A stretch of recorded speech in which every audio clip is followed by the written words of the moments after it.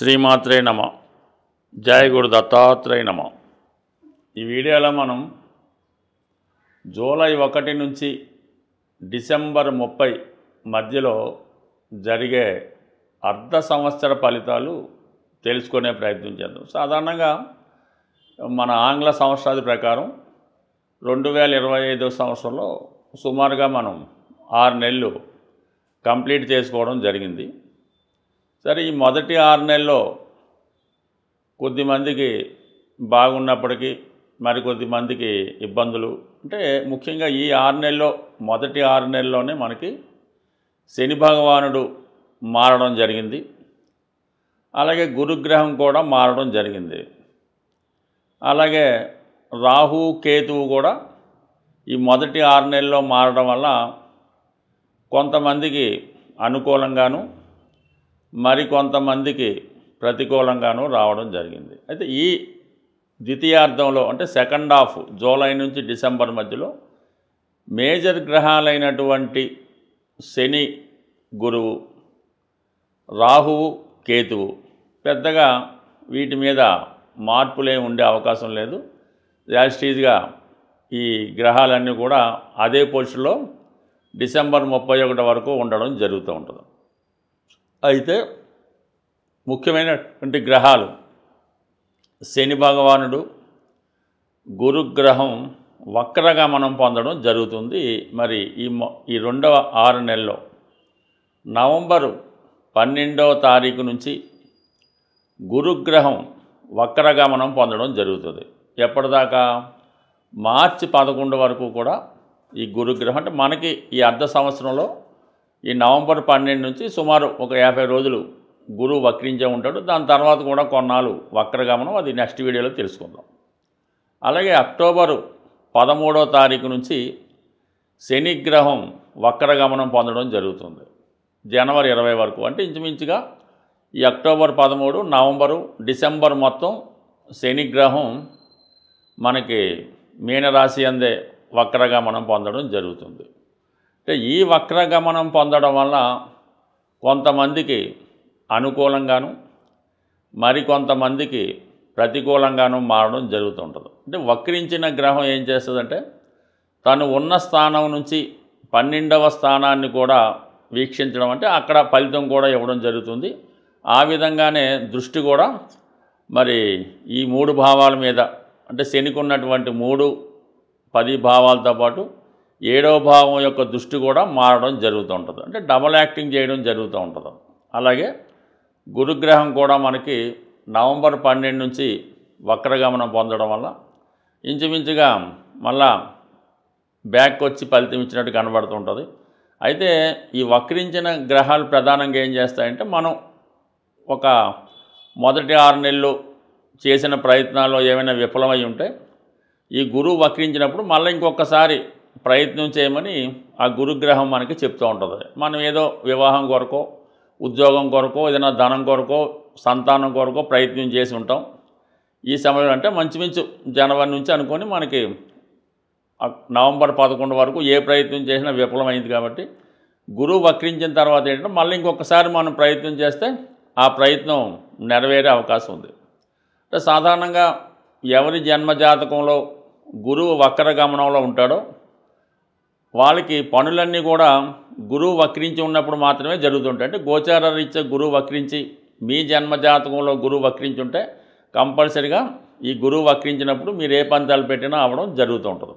కాని వారు కూడా ఇంకొకసారి ప్రయత్నం చేస్తే ఫలితం దక్కుతుంది. అప్పటికి కూడా అవ్వకపోతే దాన్ని కంప్లీట్గా వదిలివేయచ్చు. శని భగవానుడు కూడా మనకి అక్టోబర్ 13 నుంచి వక్రగమనం పొందడం జరుగుతుంది. శని ఉద్యోగకారకుడు కాబట్టి మరి గతంలో ఉద్యోగ ప్రయత్నం చేసి ఫెయిల్ అయినా, లేదా మనకి ఉద్యోగం పోగొట్టుకున్నా తిరిగి సంపాదించడానికి ఈ శని భగవానుడు మీకు అనుకూలిస్తాడు. అలాగే మీ జన్మజాతకంలో శని భగవానుడు వక్రించుంటే గోచార రీత్యా శని వక్రించినప్పుడు మీకు సాధారణంగా శుభ ఫలితాలు రావడం జరుగుతుంటుంది. అందుకనే చాలామంది గురుబలం పెరగాలన్నా, శని బలం కావాలన్నా వారి జన్మజాతక ప్రకారం వక్రించిన టైం కొరకు ఎదురు చూస్తుంటారు. కామన్గా ఆ వక్రించినటువంటి సమయంలో చాలా వరకు వారి పనులు కూడా సక్సెస్ అవ్వడం జరుగుతుంటుంది. ఇది కొంత అనుభవం బట్టి అది ఉంటుంది. కాబట్టి మనం ఉపయోగించుకున్న దాన్ని బట్టి ఆ ఫలితం ఉంటుంది. కాబట్టి కొన్ని ముఖ్యమైన ఫలితాలు రేపు 6 నెలల్లో ఏ ఏ రాశికి ఏ విధంగా జరుగుతుంది అన్న విషయాన్ని తెలుసుకునే ప్రయత్నం చేద్దాం ఈ వీడియోలో. ధనుసు రాశి వారికి జూలై 1 నుంచి 31 డిసెంబర్ వరకు గ్రహాల స్థితిని బట్టి ప్లాన్ చేసుకోవడానికి ఏ విధంగా బాగుంటుందన్నది ఈ వీడియోలో చర్చిద్దాం. మరి ధనుసు రాశి వారికి అర్ధాష్టమ శని నడుస్తుంది. అర్ధాష్టమ శని ఏం చేద్దాం, పనిలో ఎక్కువ బర్డెన్ పెరుగుతూ ఉంటుంది. ఇతరులు చేయవలసిన పని కూడా మన మీద పడుతూ ఉంటుంది. ఎక్కువగా నిందలు వస్తుంటాయన్నమాట. గతంలో మనతో పోటీపడి నెగ్గలేని వారు ఈ సమయంలో ఏదో విధంగా మన మీద నిందలు వేయాలని ప్రయత్నం జరుగుతూ ఉంటుంది. అలాగే చతుర్థ భావ ఫలితాలు, విద్యార్థులకి విద్యలో ఆటంకాలు, స్థిరాస్తి కొనాలనే ప్రయత్నాలు వాయిదా పడడం, తల్లిదండ్రులకి ఏదో ఇబ్బంది అనారోగ్య సమస్యలు రావడం, ఇవి జరుగుతుంటాయి. అర్ధాష్టమ శని అంటే ఏదైనా మనకి వార్త వచ్చింది, ఒక ఫోన్ వచ్చిందంటే మనసుకి కొద్దిగా కష్టం కలిగే విధంగా నడుస్తూ ఉంటాయి. అటువంటి వాటి నుంచి మనకి ఈ అక్టోబర్ 13వ తారీఖు నుంచి శని భగవానుడు వక్రించడం జరుగుతుంది.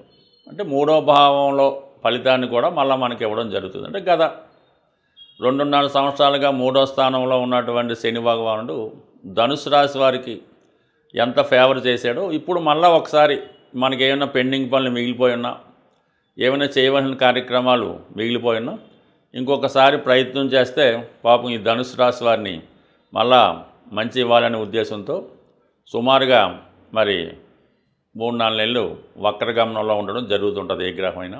అంటే ముఖ్యంగా శని గురువులు. ఇప్పుడు ఏమవుద్దంటే మనకి ఈ పనిలో వృత్తిలో మార్పు కొరకు మనం ప్రయత్నం చేస్తే అందులోంచి మనం బయటపడి మనం చేసే కొత్త ప్రయత్నాలు చాలా వరకు ఫలిస్తాయి. అలాగే మన యొక్క ఆలోచనలు నెరవేరడం జరుగుతూ ఉంటుంది. అలాగే 12వ స్థానాన్ని వీక్షిస్తుంటాడు కదా, మరి ఈ కారణం వల్ల స్థిరాస్తి కొనుక్కోవాలనే ప్రయత్నం నెరవేరుతుంది. అంటే మనకి అర్ధాష్టమ శనిగా ఉన్నప్పుడు స్థిరాస్తి కొనాలంటే కొనలేం, అమ్మాలంటే అమ్ముడవదు. ఈ సమయంలో మరి దాని మూమెంట్ మళ్ళీ రావడం జరుగుతుంది. ఇది రియల్ ఎస్టేట్లో ఉన్న వాళ్ళకి బాగుంటుంది, ప్లేస్ మారుదాం అనుకున్న వాళ్ళకి బాగుంటుంది, అలాగే గృహ నిర్మాణం చేద్దాం అనుకున్న వాళ్ళు కూడా అనుకూలంగా ఉంటుంది. సాధారణంగా ధనుసు రాశి వారికి చతుర్థ స్థానం మీనరాశి అవ్వటం వల్ల వీరు స్వతంత్రంగా ఒక బంగ్లా లాంటి ఇండిపెండెంట్ హౌస్ కోరుకుంటారు తప్ప ఎంత పెద్దదైనా అపార్ట్మెంట్ అన్నది పెద్దగా వీళ్ళకి నచ్చదు. అలాగే బాగా జన సమూహంలో ఉన్నటువంటి బిజీ ప్రాంతంలో కాకుండా కొద్దిగా అవుట్కట్స్లో ఓ ప్రశాంతంగా ఉన్నటువంటి ఏరియాలో చక్కగా ఇండిపెండెంట్ హౌస్ కోరుకుంటారు. అటువంటి వారికి ఇది నెరవేరే అవకాశం ఉంది.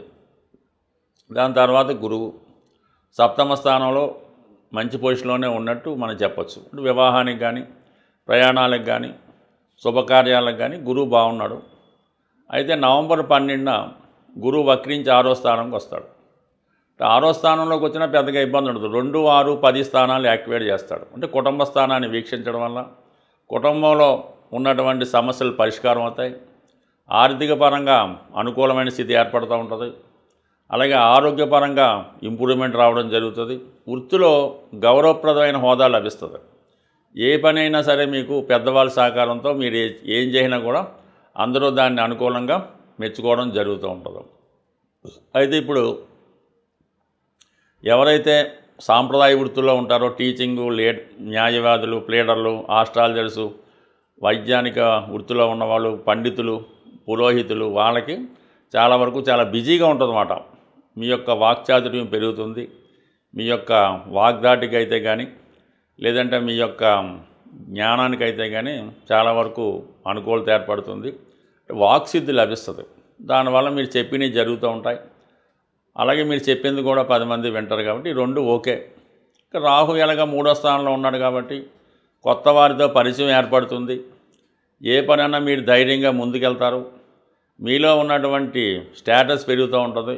మీతో ఎవరన్నా భేటీ చేయాలన్నా, ఏదైనా విరోధంగా ఉండాలన్నా, పోటీ పడాలన్నా అవతల వాళ్ళు భయపడే విధంగా ఈ రాహు మిమ్మల్ని ఒక విధమైనటువంటి ధైర్యాన్ని కలిగిస్తూ ఉంటాడు. ఇక యాక్చువల్గా 9లో ఉన్నటువంటి కేతువు ఎస్పెషల్లీ ధనుసు రాశి వారికి వారిలో ఉన్నటువంటి సాంప్రదాయాలకైతేనే విద్వత్తుకైతేనే తగు విధమైన గుర్తింపు రావడం జరుగుతూ ఉంటుంది. అంటే 9 ఇది ధనుస్సు అన్నది సహజ 9వ స్థానం. కేతు 9లో వచ్చాడు, ఆటోమేటిక్గా పుణ్య కార్యక్రమాలందు ఆసక్తి పెరుగుతూ ఉంటుంది. అయితే చాలామంది ఏంటంటే ఆహారపు అలవాట్లు మార్చుకొని శరీరాన్ని చాలా వరకు తగ్గించుకునే ప్రయత్నం చేస్తూ ఉంటారు. ఉపవాసాలు ఎక్కువగా ఉంటారు.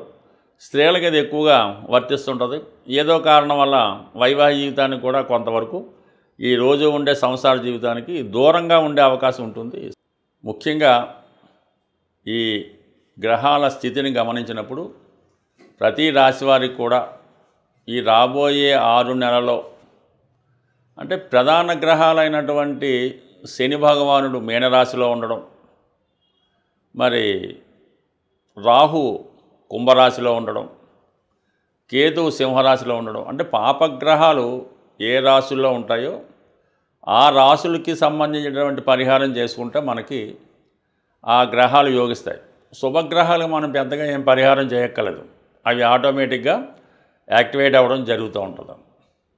శుభగ్రహాలు ఇచ్చే ఫలితాన్ని పాపగ్రహాలు అడ్డుకుంటాయి కాబట్టి మనం ఈ పాపగ్రహాలకి పరిహారం చేయవలసి ఉంటుంది. అదే ముఖ్యంగా ఎక్కువగా ఈ శని గురువు ఈ 2 గ్రహాలు ప్రధానంగా ఈ రాబోయే 6 నెలల్లో ప్రతి ఒక్కళ్ళ జాతకం మీద ప్రభావం చూపుతుంది. ఎందుకంటే వక్రించిన గ్రహం తన బలాన్ని విశేషంగా పెంచుకుంటుంటుందన్నమాట. ఆ కారణం వల్ల సహజ భాగ్య రాజ్యాధిపతులైనటువంటి ఈ 2 గ్రహాలు అంటే మనకి ఒక లక్ష్మీనారాయణ యోగం ఏర్పడినట్టు ఈ 2 గ్రహాలు మనకి ప్రభావం చూపుతూ ఉంటాయి. ఈ సమయంలో మీరు ఏం చేయాలంటే కళ్యాణం చేయించవలసి ఉంటుంది. అంటే ఎవరికి చేయించాలి? వెంకటేశ్వర స్వామి కళ్యాణం చేయించడం వల్ల కంప్లీట్గా మీకు శుభం జరిగే అవకాశం ఉంది. సో ఏదైనా ఈ రాబోయే మనకి ఈ 6 నెలల్లో మరి కార్తీక మాసంలో కానీ శ్రావణ మాసంలో కానీ మీరు ఏదైనా దేవస్థానంలో సామూహికంగా వెంకటేశ్వర స్వామి కళ్యాణంలో పాల్గొంటే చాలా మంచి ఫలితం రావడం జరుగుతూ ఉంటుంది. అన్ని గ్రహాలకి ఆది దైవంగా ఉన్నటువంటి పరమేశ్వరుడు శివుడు. వీలున్న వాళ్ళు ఏదైనా ఒక పంచారామాలు కానీ ఇటువంటి శివుని యొక్క ముఖ్యమైన క్షేత్రాలు ఒక్కసారి దర్శించడం మంచిది. అంటే ఏ ప్రాంతంలో ఉన్నవాళ్ళు ఆ ప్రాంతంలో ఉన్నటువంటి దేవాలయంలో చేయడం వల్లే ఎక్కువ ఫలితం రావడం జరుగుతూ ఉంటుంది. సుమారుగా మనకి ఈస్ట్ గోదావరిలో ఈ ద్రాక్షారం చుట్టుపక్కల ప్రతి నక్షత్రానికి సంబంధించినటువంటి ఒక దేవాలయం ఉన్నది.